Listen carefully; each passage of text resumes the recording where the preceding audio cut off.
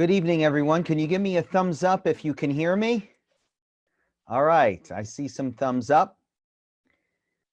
Hope everyone's doing okay and keeping well and healthy, and I appreciate you lending me some time this evening.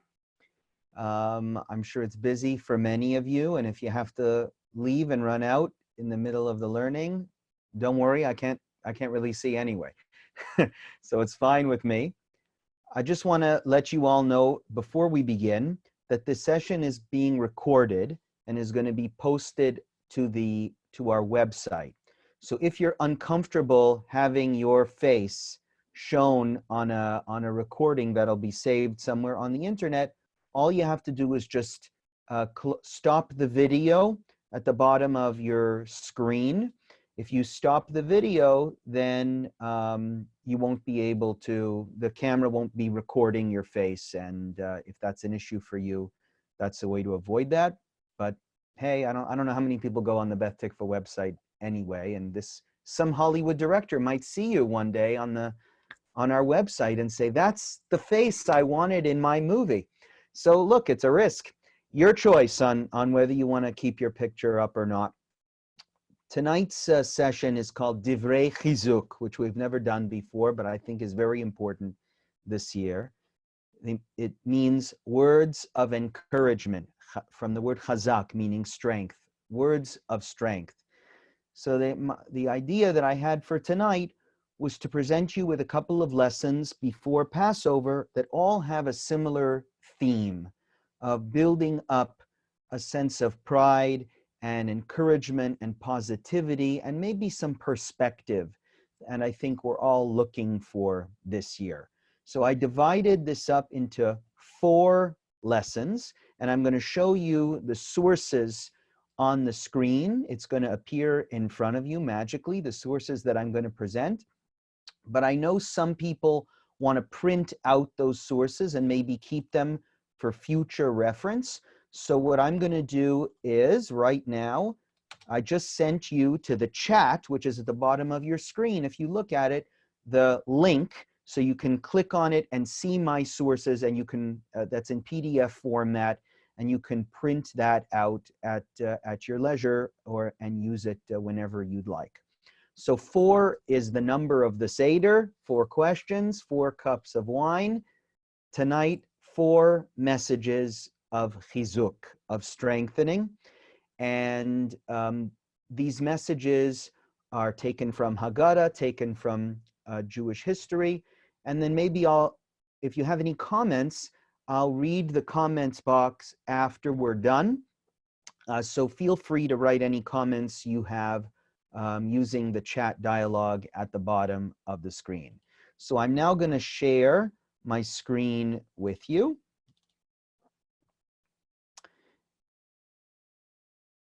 All right, if you could give me a thumbs up, please, if you see my notes. Okay, good.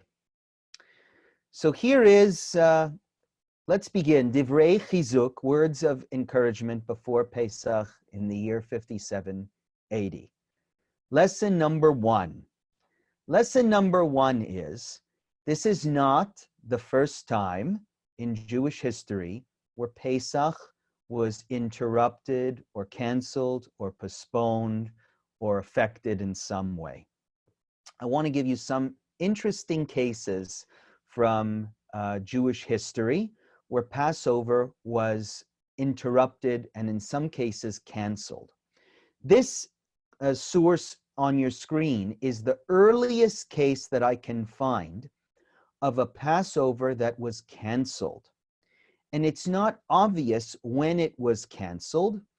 It comes from comparing different sources, and it was a discovery made by this rabbi named Ethan Eisen, who posted about it, about this phenomenon this year between Purim and Passover, because in his opinion, the celebration of Pesach at the time of the story of Esther and Mordechai was canceled.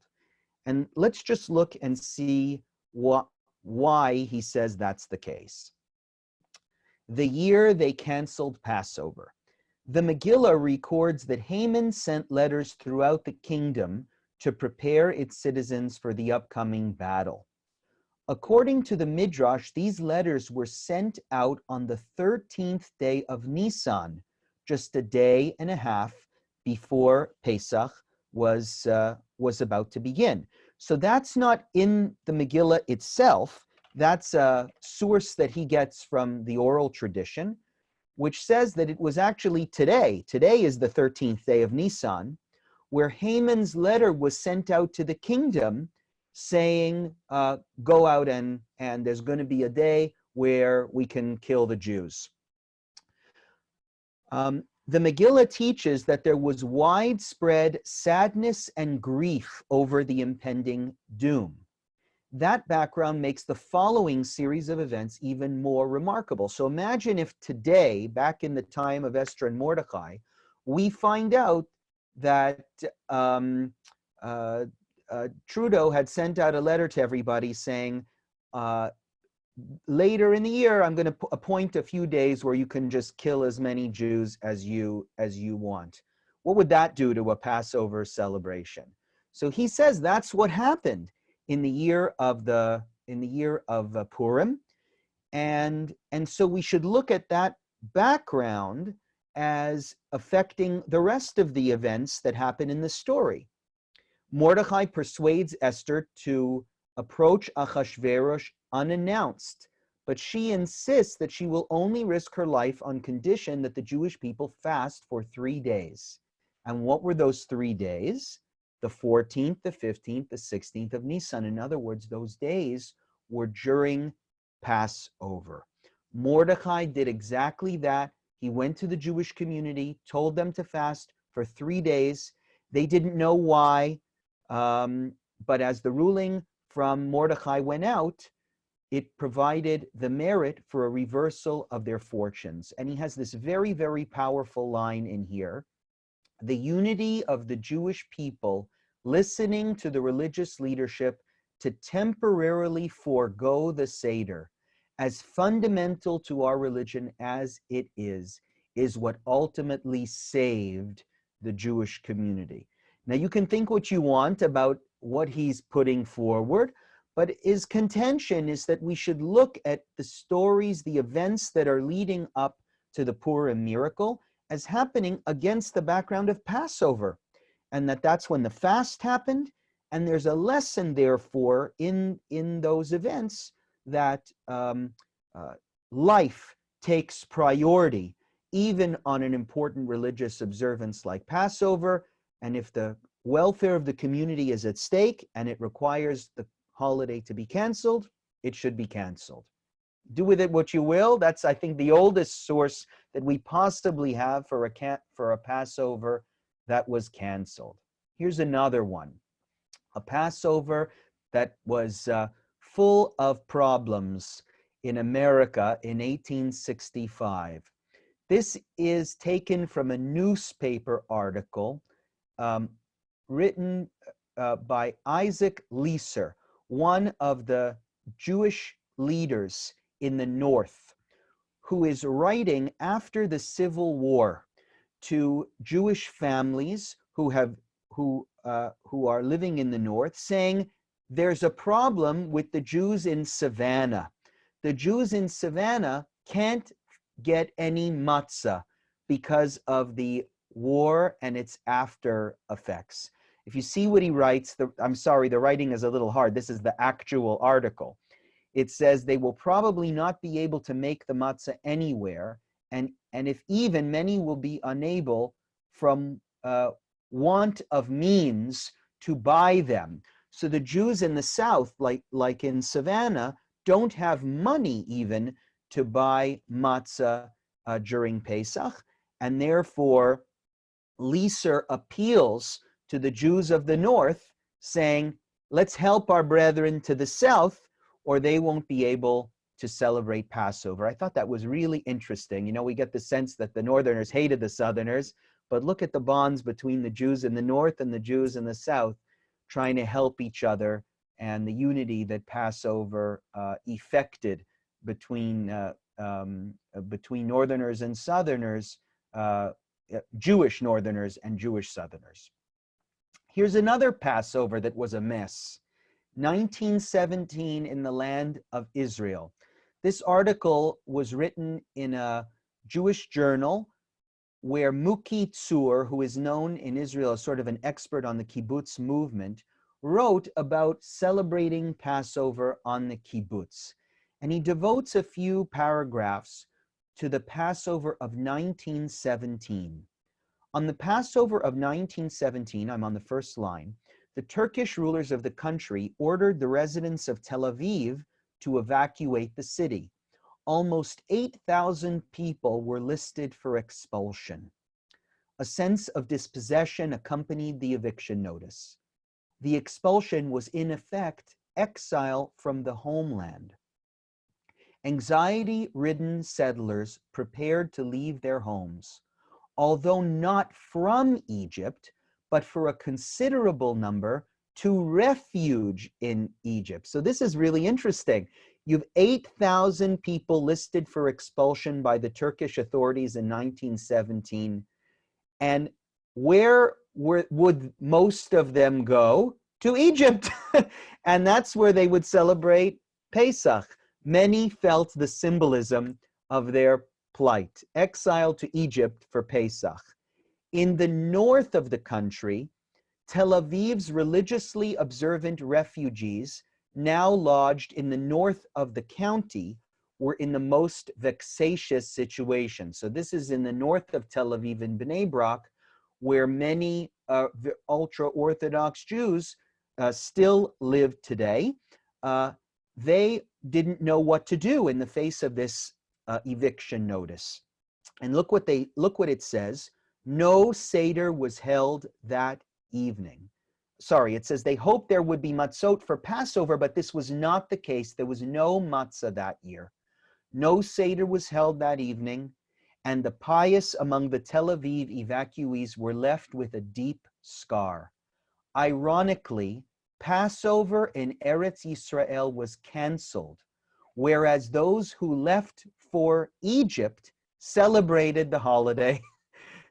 So those that left got to celebrate it in Egypt. Those who stayed in Israel didn't get Passover that year. There was an overriding sense of fear and privation in the country. The nightmare had brought everything to a halt, even sacred tradition. Another example of us being in this position before. Here's another one.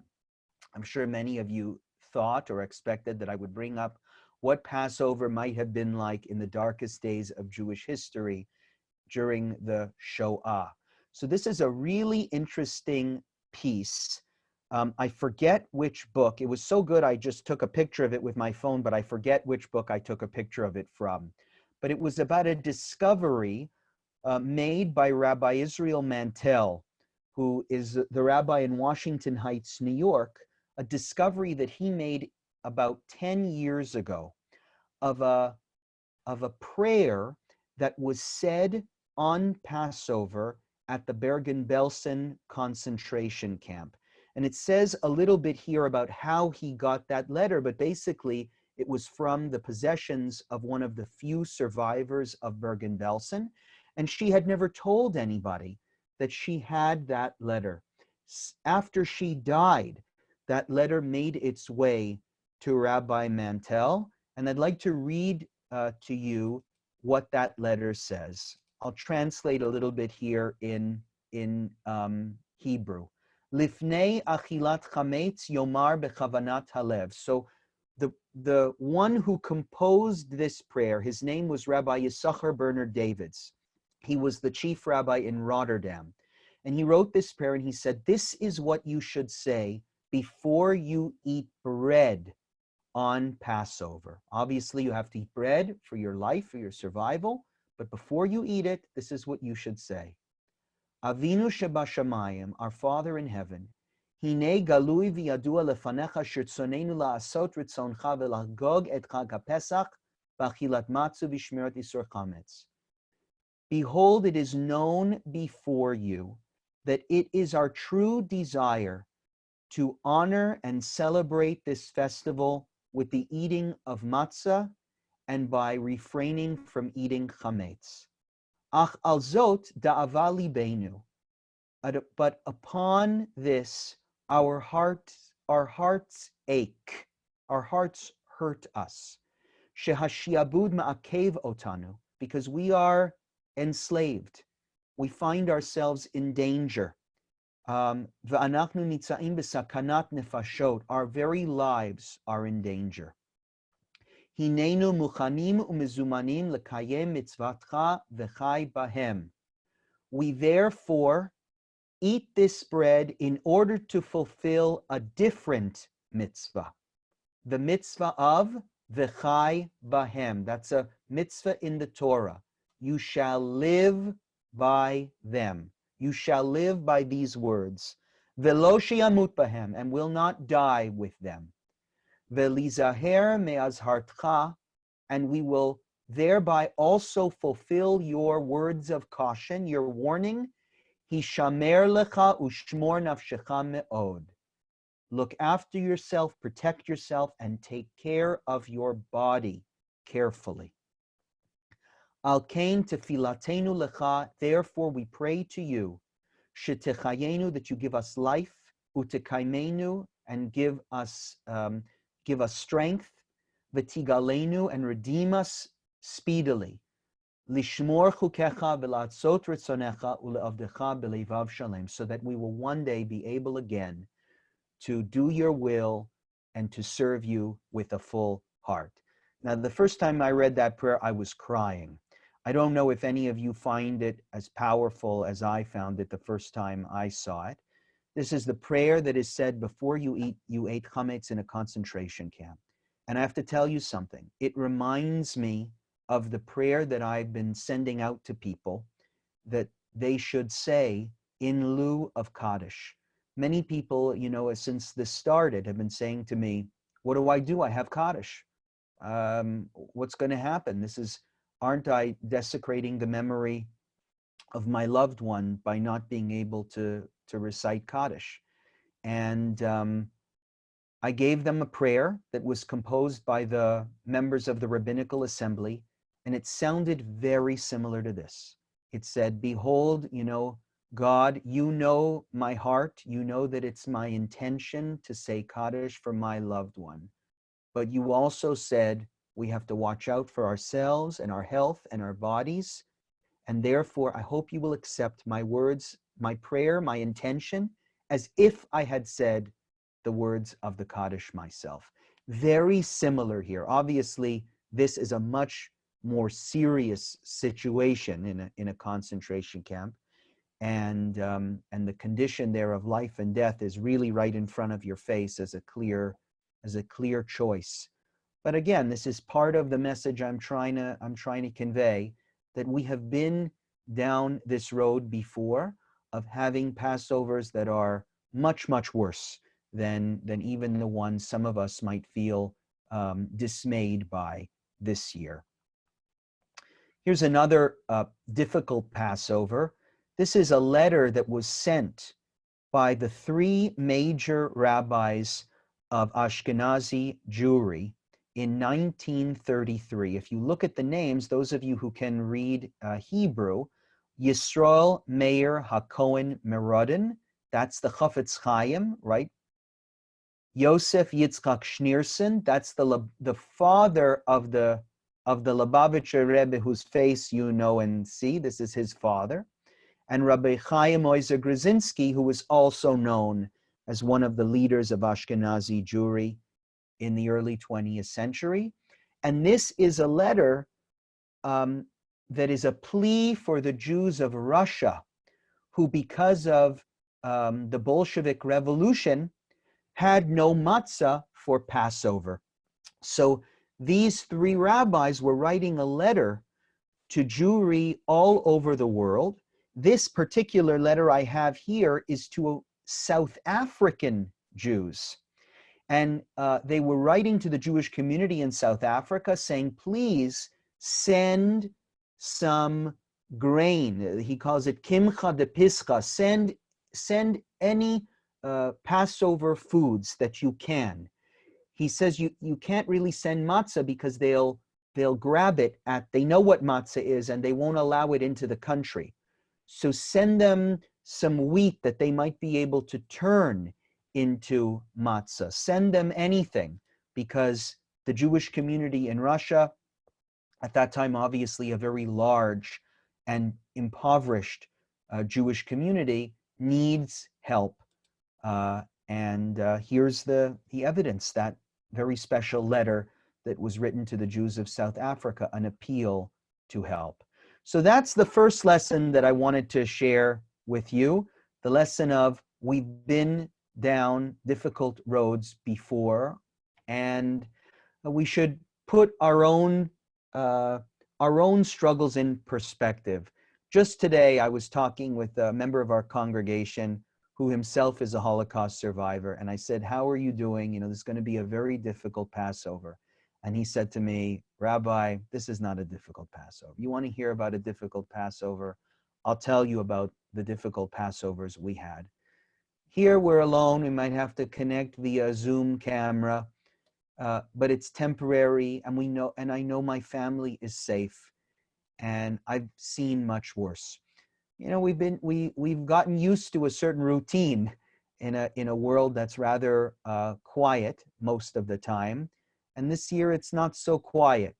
So we have to go back in Jewish history, but I know when we do, we find many, many examples of times when Passover was canceled, interrupted, or very, very difficult in much more serious ways than it even is this year. That's lesson number one. Lesson number two, remember where to find freedom. This is a special introduction to the Haggadah written by the former chief rabbi of Israel, an incredible man, Rabbi Abraham Yitzchak HaKohen Kook, Rav Kook. And he writes this in his remarks. And when they took his speeches, his public speeches, they found there was so much content in there that related to Passover that they created a Haggadah. And they did so by taking all of the interesting things he had ever said about Passover and including those words in a Haggadah. And these words open the Haggadah that is now available, the Haggadah of Rav Kook. So because these are opening words, they set the stage for the whole experience of the Seder, and we should listen to them, I think, very carefully.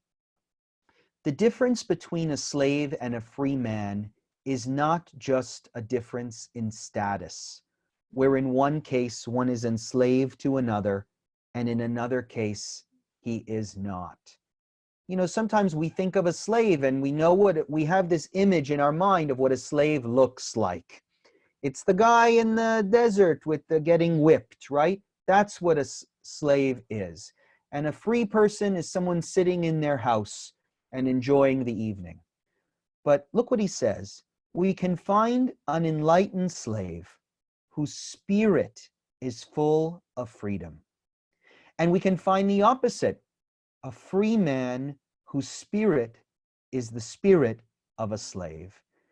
At the beginning of Rav Kook's Haggadah, he says something I think that is one of the most profound lessons of the Seder, which is that our sense of freedom does not come from what others impose on us, but how we feel about ourselves on the inside. It's about our spirit and the way we navigate the world. An inner sense of freedom comes from an elevated spirit that is acting true to his nature. Such a sense can uplift a person as well as a nation. I love that when he writes as well as a nation, because he also believes that the Jewish people, what do we say when we say the Jewish people are free? Right? It's a sense of inner freedom. It's the spirit of the Jewish people that makes us free, not where we are, not our status. With that sense, one can feel the Tselem Elokim inside him. Tselem Elokim means the image of God. If you are really free, then you feel the divine spirit inside you. and one can see his life as part of the fabric of the universe, equal. Equal, as in you look at the world around you and you see a world full of life, even a tree that grows, and you say, I have part of what that tree has, a spark of divinity implanted in me. One with a slave mentality does not feel that way. He doesn't consider himself or his own needs, only the needs of his master. He serves the needs of his master officially and unofficially, and adopts his master's sense of what is good and what is right. If you're living your life and the things you pursue, the way you feel about the world echoes, or I should say mirrors, what other people are imposing on you, then it doesn't matter how wealthy you are. It doesn't matter how nice a home you have. According to Rav Kook, you're enslaved. Freedom comes from the inside. It's knowing deep down what is right and what is good for you. And if you can articulate that, if you see for yourself what is good and what is right, and you see that God gave you a way of thinking for yourself and a conscience and needs and desires, and that those are real and part of the fabric of the universe, as he says, then you are free. So don't look at the walls around you this Passover and say, God forbid, I am imprisoned in my home. We are enslaved in our homes this year. No, we're not. Remember what Rav Kook said. Our freedom comes from the inside. And even when we're stuck in our apartments or in our homes, and even when we are alone, the freedom that we are celebrating comes from a deeper place than the circumstances that perhaps surround us. That's lesson 2. Now, lesson number 3. Here we're going to dive into the Haggadah a little bit. And one particular piece in the Haggadah that you know of called Ha-Lachma Anya. Now, if you look at the Haggadah, as we will tomorrow night, and the different pieces and texts in the Haggadah, you'll see that this is one of the ones that really does not belong. Why? First of all, it's in a very odd place. It's in the beginning of the Seder, before any formal part of the Seder begins. Why do we open with these words? The other thing is, it's in Aramaic, and most of the Haggadah is in Hebrew. All of the Haggadah is in Hebrew, except I'm thinking of Chad Gadya at the end might be the one exception, but that's not really part of the Haggadah. And the other thing is, it says something that those who know Mishnah find troubling. It says, "Let all who are hungry come and eat." Well, if you know the history of Passover, you know that the way the Seder was originally conceived, a group of families or just one family would appoint the Passover lamb for themselves, and they would take that lamb to the temple, and that lamb would be sacrificed. And the Mishnah is very clear that a person is not allowed, to join a group at the Seder unless he previously said, that lamb is good for me. So if you decide last minute, oh my God, I forgot to join with a family, you're out of luck according to the Mishnah. You can't join another family for a meal. So why are we opening up the Seder saying, let all who are hungry come and eat? That's sort of a more sophisticated criticism of this piece. I would say another criticism here is that there's a hinge here of mourning and a hinge of exile. Most of the Haggadah is very positive. It thanks God for the miracles. It's a text that really doesn't focus on any sadness at all, which a lot of commentators have said is a little odd. Why wouldn't the Haggadah say somewhere that the temple was destroyed and we're sad because the major observance of the holiday, which is the Passover sacrifice, cannot be observed? Why is that not emphasized in our Haggadah? Well, if it's emphasized or even mentioned anywhere, it's in this prayer, in the words, Hashta hacha l'shana haba be'ara de Yisrael. This year, we're stuck here. Next year, let's be in Israel. This is really the only mention in the Haggadah of exile, of sadness. It's just 6 words, but it's part of this theme of words that don't belong in the Haggadah. So we should ask ourselves, why are they there? What lesson are they to teach? Here's an interesting answer. A text found in the Haggadah of Rabbi Eliezer Ashkenazi. Don't be confused by his name, he's actually a Sephardic rabbi, but made his way traveling northward and ended up in Posen in Germany in the 16th century. And he says, this is what Halach Anya is really about. This meal here in exile, Halach Anya. Remember, Halach Anya means this is the bread of poverty. He says that's not about the bread. That's not an expression about the bread. That's an expression about the whole situation, our whole meal. This meal is a meal of poverty and not of joy. The meals of joy are the meals that used to be every year in Israel. Those were the joyous meals. This year, Halach Anya. We're stuck mourning for what used to be. Di achalu of atana, that our ancestors used to eat. What does that mean? He says, our feast is like the feast that our ancestors ate when they were in Egypt. We're not observing Passover like we're supposed to be, like we would have been observing had we been in Israel. We're observing Passover like the first Passover, the one in Egypt, which was a meal of poverty and sadness because they were stuck in Egypt. So we're mimicking in our meals, in our day, when we're in exile, the meal of the original exile in Egypt. As a lament, the text adds, Kol dichvin. Kol dichvin means let all who are hungry come and eat, right? Because he says, in the days of the temple, one was not permitted to invite others to share the meal. That's what I explained to you before. But these days, when there is no temple, and all we eat is matzah and maror, all may come and eat.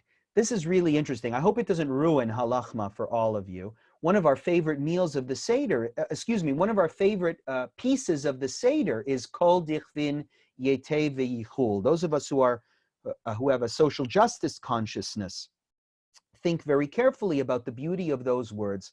Let all who are hungry come and eat. He says, those aren't beautiful words at all. They're horrible words. They're reminding us that we're not supposed to be inviting people to our homes to eat.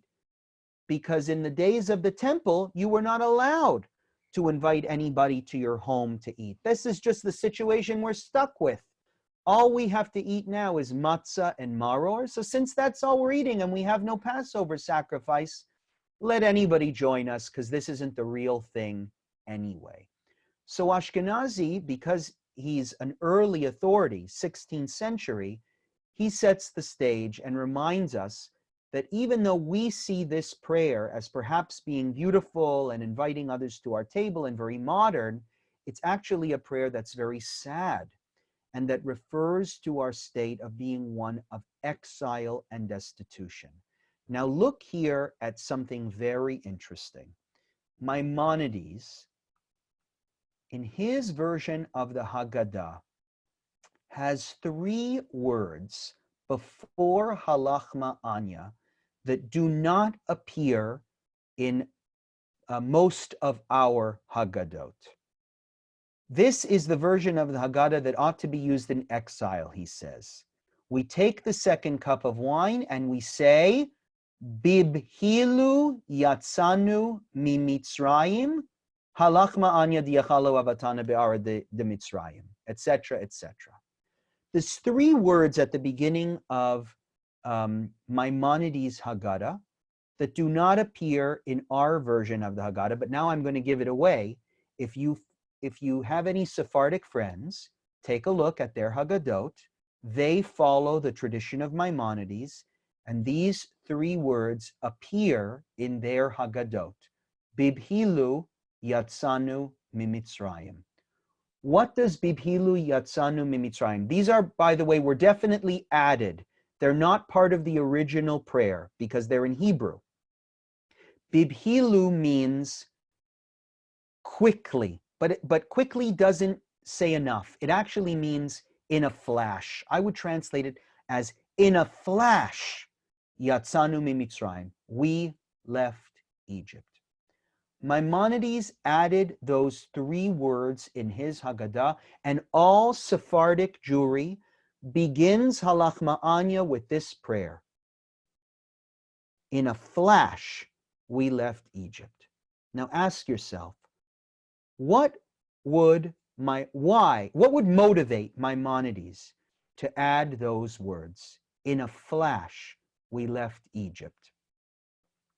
Remember this explanation here from Eliezer Ashkenazi, saying these words, halach ma'anya, are words of sadness. They're words of exile. They remind us that we're not in Israel. They remind us that the temple's destroyed. So this rabbi from the Lakewood Yeshiva, Rabbi Matisyahu Solomon, is a well-known head of the yeshiva in Lakewood, puts it all together. Look what he says. Why did Maimonides add, in a flash we left Egypt? Because this is the way one begins the Seder in exile. Because of its length and severity, exile makes redemption seem far off. Nonetheless, we remember that our ancestors left Egypt in a flash, and this is the same way our redemption will come. When the Holy One desires to redeem us, he will do so in a flash. Now, this is a really interesting comment that Rav Solomon puts together. He's looking at halach ma'anya saying, this is a sad piece. When we read it, we're supposed to feel exile. When we read it, we're supposed to feel pain. When we read it, we're supposed to think of the Seder that used to be, the real Seder.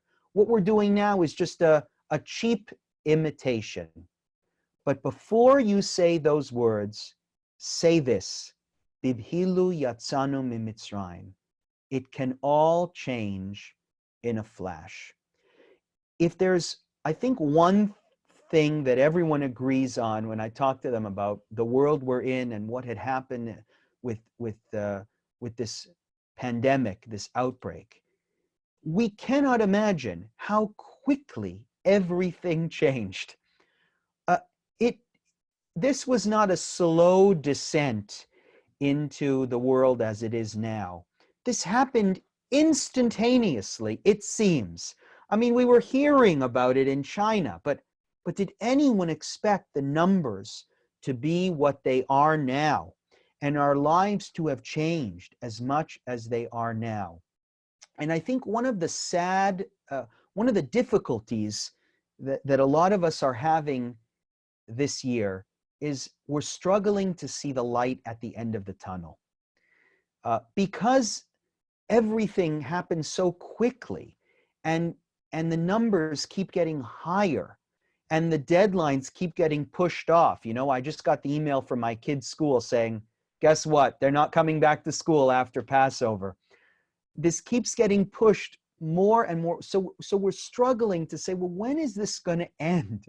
How long is this going to go for? Because I'm going out of my mind and I need to see some exit. I think we should remember that just like things changed for the worse so quickly. Things can change for the better at the same pace. Rabbi Solomon in this text was talking about redemption. Probably he's talking about the messianic redemption. Okay, that's for those of you who, for whom that image works, that's great. But I look at redemption as sort of a more expansive term. I think he's just saying, remember that life can change in a moment. And part of what we're supposed to experience in the Seder, if an average Seder runs 3 hours long, in 3 hours we go from being Avadim Hayinu Lefaro B'Mitzrayim to singing Lashana Haba B'Yerushalayim. In 3 hours we go from degradation and slavery to hopefulness and redemption. And that experience is not just a historical reenactment. It's also the way we should look at the world and the future.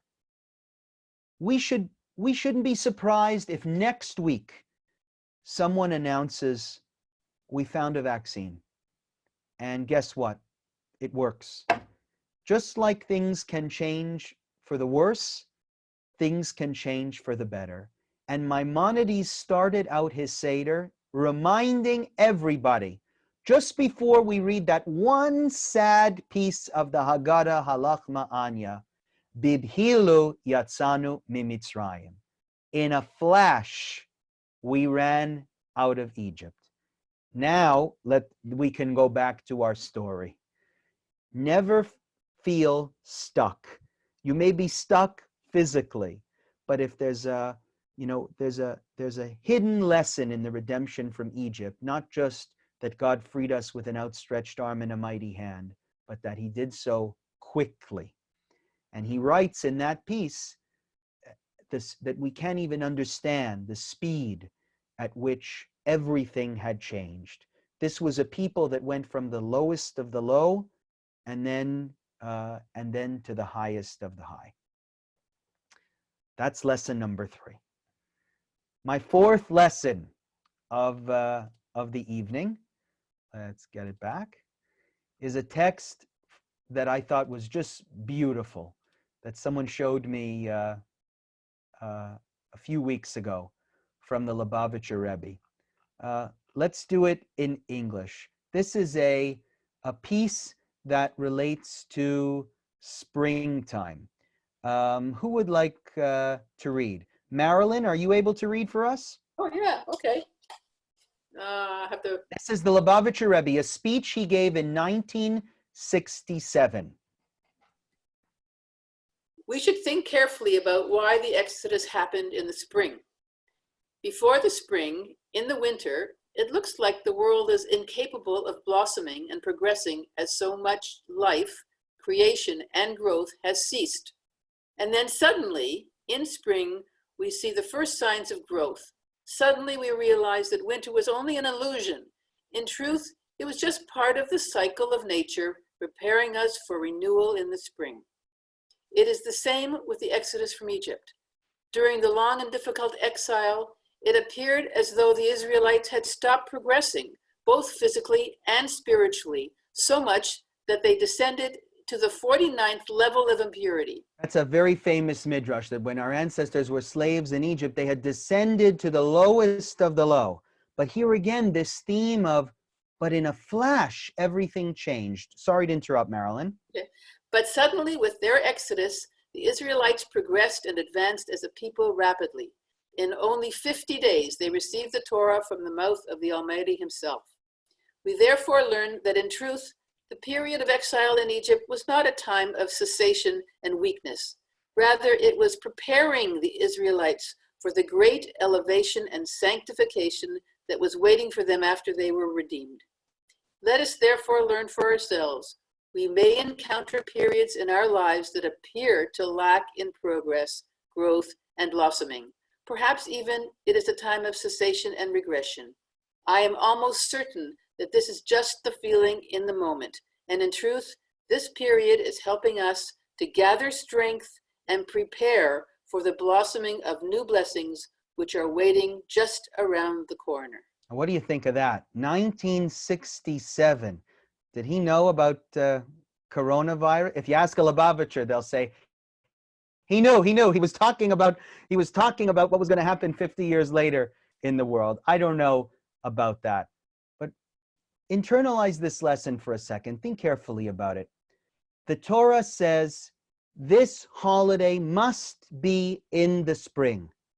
It's so important that the holiday of Passover takes place in the spring that we add a month to the Jewish calendar. You know that. We add the second month of Adar every couple of years in order to make sure that Pesach is always celebrated in the spring. We mess around with the calendar just to make sure that Pesach is always celebrated at this season. Why?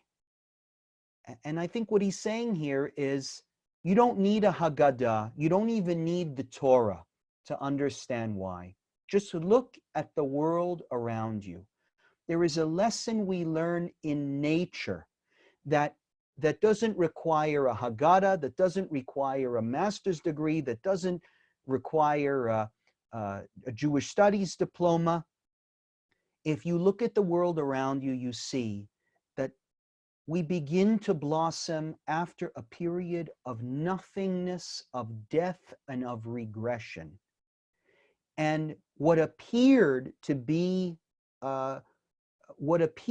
this period of uselessness and regression was actually just part of the cycle, preparing us for the renewal that would happen thereafter.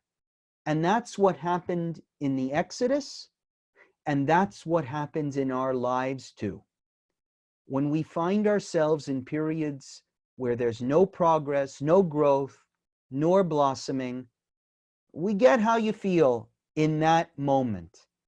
But remember that around the corner from us, this will end. And I think, everyone I've heard has said, don't forget, this is going to end.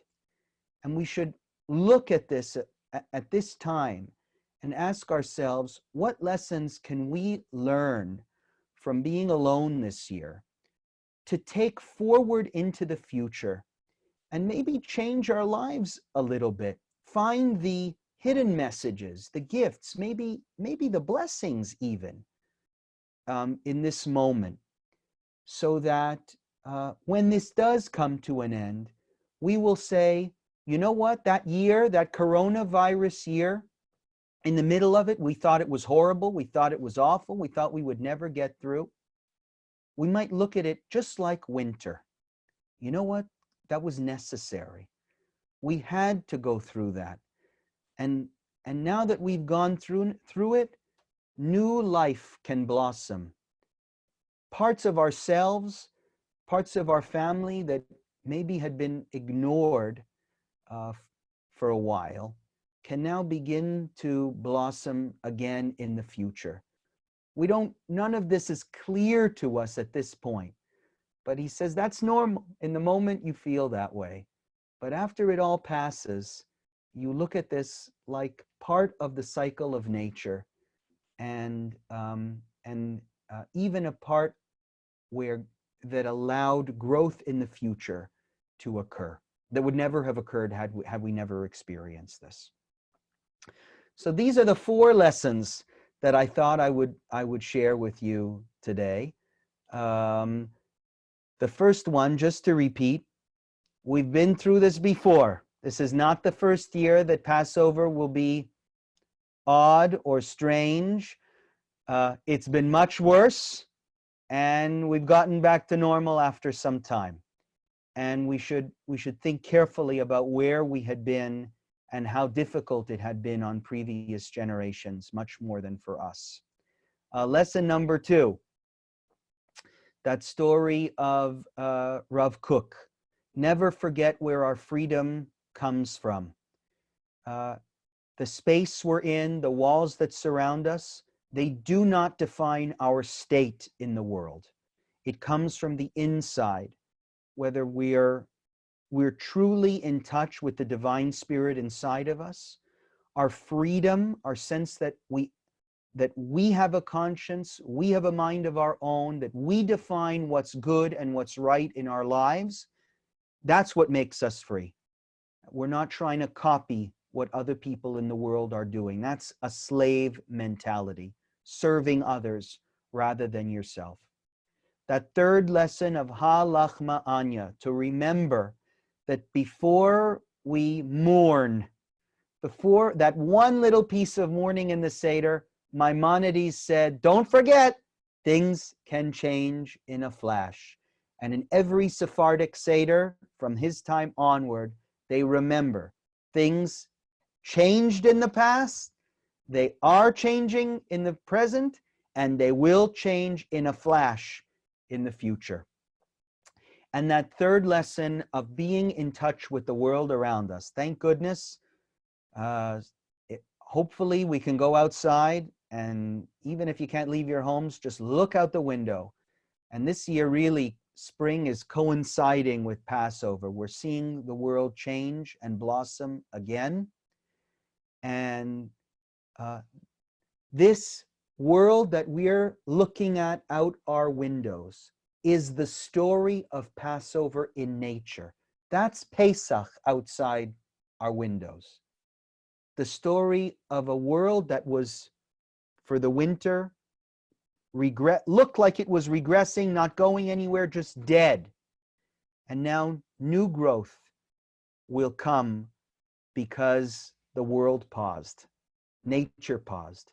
Just like the world has been halted for a little bit. We've been paused this year, and we know that new growth will come in the spring. New growth will come when this is all over. Already, I'm sure many of you are learning things and gaining insights that you never would have gained if the world was not testing us the way it is now. So let me just take a look at a couple of comments. Can we eat rice on Passover? From Benji Stern. Where was that in my lesson? Can you eat rice on Passover? The answer is, so rice is considered kitniot.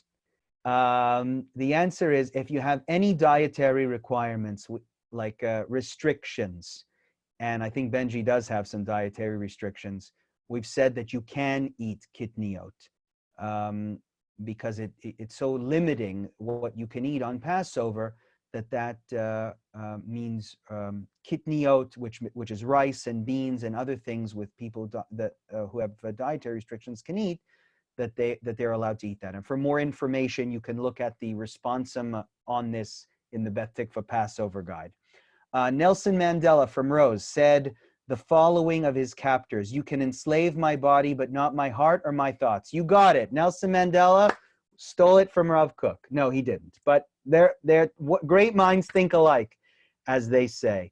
Just another reminder to us that the circumstances around us do not make us enslaved or make us free, and we should start our Haggadahs, Rav Kook says, by just remembering that.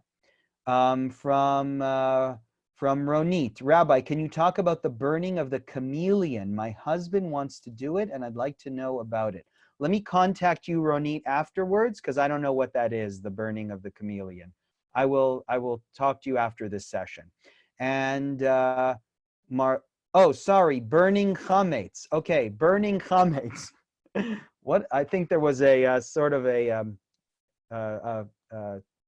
type correction there that wasn't intended. Chameleon? Maybe it's some weird Israeli custom. No, we don't burn chameleons. We do burn chametz. I don't believe anyone is doing it this year. There's a custom that not only do we throw away our chametz that's collected tonight, but we burn it in the morning to show that all the chametz in our house has been nullified. But I'm not sure anyone is doing that tonight because this year, because it involves congregating together.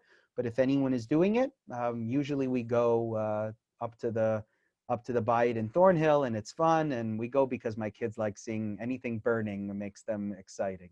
It makes them excited.